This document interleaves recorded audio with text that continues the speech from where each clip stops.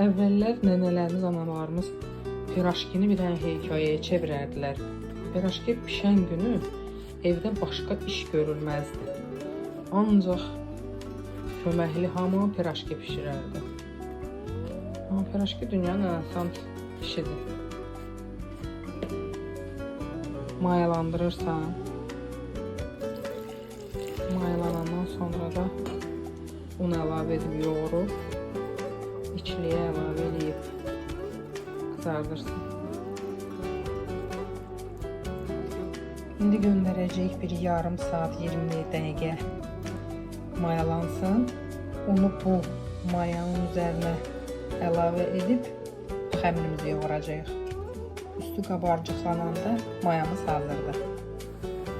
Xəmir də bu cür aktiv olduqdan sonra üzərinə un əlavə edirik. Piraşkinizdə xırçıltılıq olmasını istəyirsinizsə, üzərinə yoğurmadan əvvəl mayonez və ya kefir əlavə edə bilərsiniz. Mən evdə hazırlanmış kefir əlavə elədim.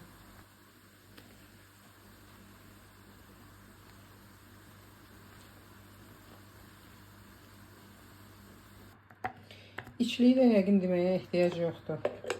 Qaynanmış kartoşka, qızarmış soğan.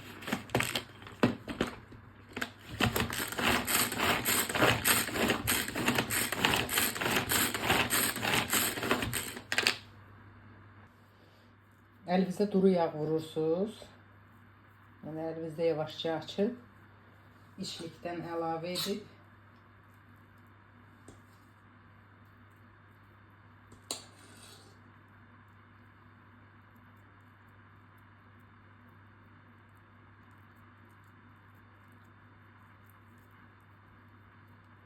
tadam!